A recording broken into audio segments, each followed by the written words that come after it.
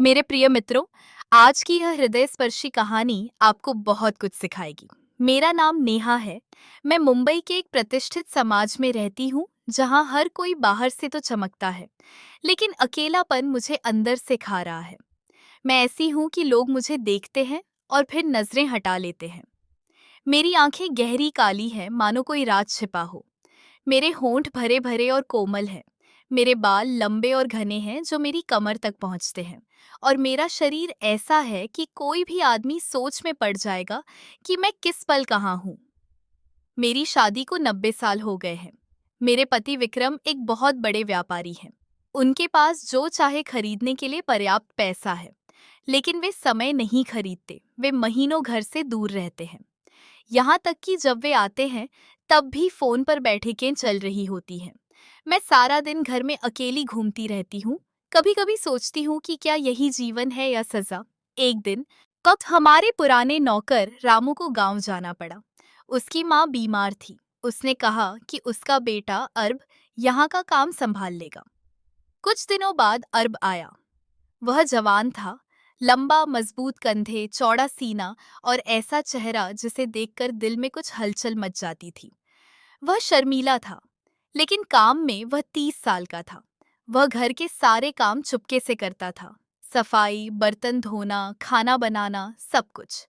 मैंने देखा कि वह कितनी मेहनत करती थी और घर को कितना साफ रखती थी। हमारे घर में कोई कट हो गई। मैंने उससे ऊपर जाने का इशारा नहीं किया, लेकिन वह रुका भी नहीं। वह धीरे धीरे मेरे कूल्हों तक पहुंचा और फिर रुक गया। मैं मुस्कुराई और बोली, डरोन मत राव। हाँ, ये तो बस मालिश है। वह और आगे बढ़ा और अब उसके हाथ मेरे पेट पर घूमने लगे। मैंने अपनी आंखें बंद कर ली और वो एहसास गायब हो गया। एक पल बीत गया। कमरे में सिर्फ हमारी सांसों की आवाज थी। फिर उसने बहुत धीमी आवाज में कहा, मीम साहब, आप सचमुच बहुत खूबसूरत हैं, सपने जैसी। मैं मुस्कुराई और बोली, शुक्रिया आरिफ, आपके हाथों में भी जादू है। फिर वह और धीरे से बोला, क्या मैं आपको थोड़ा और करीब महसूस कर सकता हूँ? मैं चौंक गई, लेकिन मेरा दिल जोर से धड़कने लगा। उसने कहा, आरिफ, तुम क्या कह रहे हो?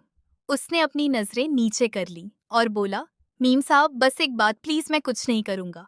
मैं बस देखना चाहता हूँ। दोस्तों, ये सुनकर मेरे अंदर एक तूफान सा आ गया। मैं खुद को रोक नहीं पाई और मैंने धीरे से कहा, ठीक है, लेकिन बस देख लीजिए। उसी क्षण तय कमरा और भी गर्म हो गया। उन्होंने धीरे से मेरी साड़ी उतारी और मेरी कमर की ओर देखा। उनकी नजरें मेरी आंखों से मिली। उन्होंने कहा, मीम साहब, क्या आप चांद जैसी हैं? मैं हंस पड़ी। बस करो। उन्होंने फिर से मालिश शुरू कर दी, लेकिन अब उनके हाथ और भी ज्यादा गर्म थे। वो कोमल थे और गहरे। उन्होंने मेरे नितंबों से शुरू किया और धीरे धीरे नीचे गए और मेरी छाती के पास आकर रुक गए। मैंने कुछ नहीं कहा, बस गति बढ़ती गई। उन्होंने धीरे से कहा, मीम साहब, आपको अच्छा महसूस करा रही हैं? मैंने कहा, हाँ, क्योंकि आपका हाथ बहुत अच्छा है। फिर वो मेरे करीब आए और उनके होंठ मेरे कानों तक आ गए। उन्होंने कहा, मीम साहब, मुझे आपसे प्यार हो गया है। मैं चौंक गई, लेकिन मेरा मन खुश था। मैंने कहा, ओह, ये गलत है।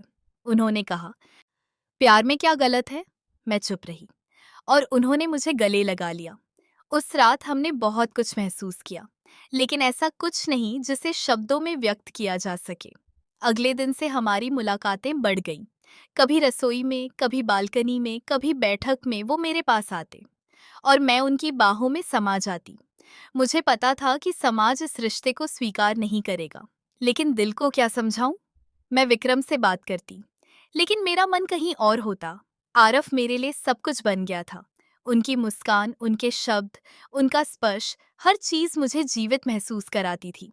एक दिन मैंने उससे पूछा, आरफ, तुम्हारा सपना क्या है? उसने गहरी सांस ली और बोला, मीम साहब, मैं तो पढ़ना चाहता हूँ।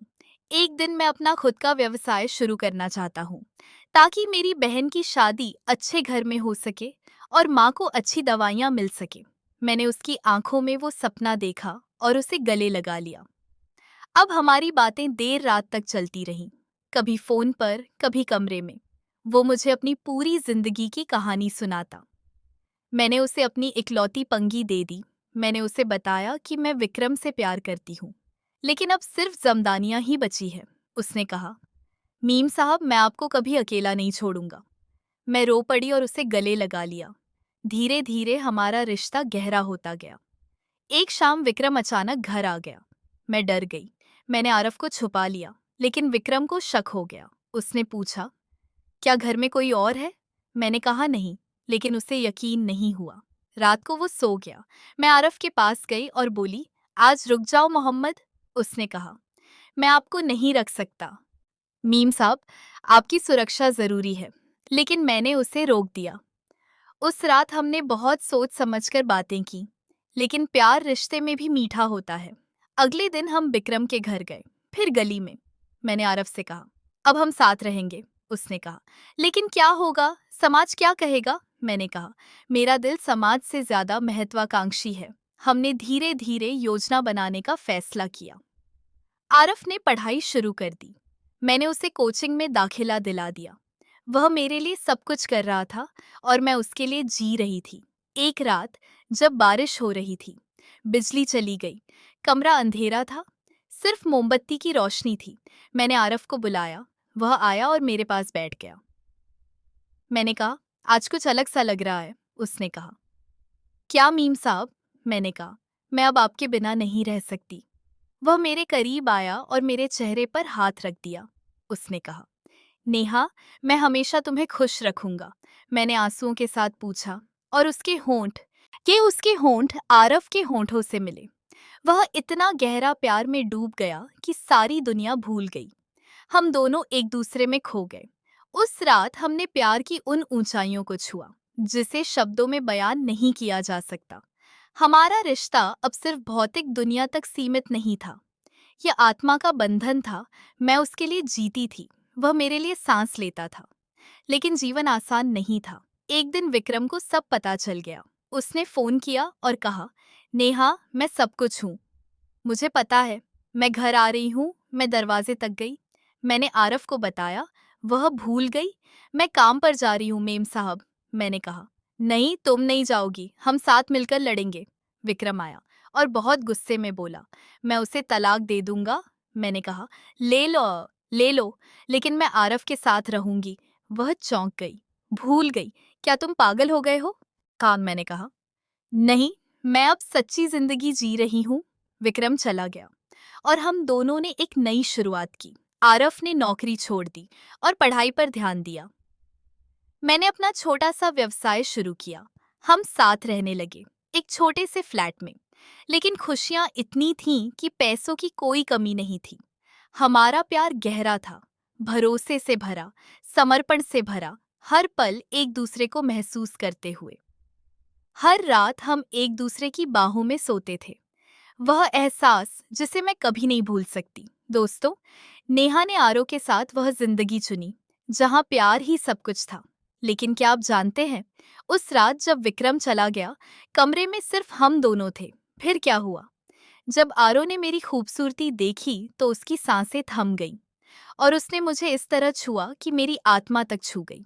अगर आप उस गुप्त पल, उस अंतरंग बातचीत, उन तस्वीरों और कहानी के उस हिस्से को जानना चाहते हैं जिसे शब्दों में पूरी तरह बयान नहीं किया जा सकता, क्या तो डिस्क्रिप्शन में दिए गए लिंक पर क्लिक करें और नीचे कमेंट करें।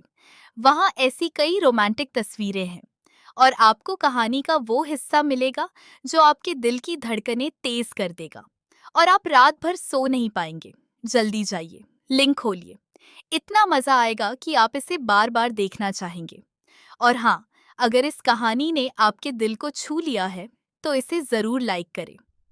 कमेंट में बताएं कि क्या आपके जीवन में कभी ऐसा प्यार आया है या नहीं। और ऐसी दिल को छू लेने वाली रोमांटिक कहानियों के लिए चैनल को अभी सब्सक्राइब करें। बेल आइकन दबाएं और सब्सक्राइब करें, क्योंकि अगली कहानी और भी रोमांचक और दिल को छू लेने वाली होगी। इंतजार है। जालिम वो आएगा, जल्दी करो, ढक्कन खोलो। इतना मजा आएगा कि आप इसे बार बार देखना चाहेंगे। और हाँ, अगर इस कहानी ने आपके दिल को छू लिया है, हाँ, तो इसे लाइक करें।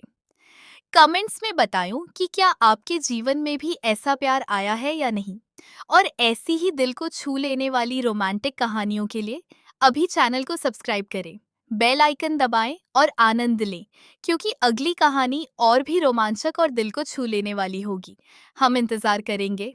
जालिम वो आएगा, जल्दी करो। ढक्कन खोलो। इतना मजा आएगा कि आप इसे बार बार देखना चाहेंगे। और हाँ, अगर इस कहानी ने आपके दिल को छू लिया है तो इसे लाइक करें। कमेंट्स में बताएं कि क्या आपके जीवन में भी ऐसा प्यार आया है या नहीं। और ऐसी ही दिल को छू लेने वाली रोमांटिक कहानियों के लिए अभी चैनल को सब्सक्राइब करें। बेल आइकन दबाएं और आनंद लें, क्योंकि अगली कहानी और भी रोमांचक और दिल को छू लेने वाली होगी। हम इंतजार करें।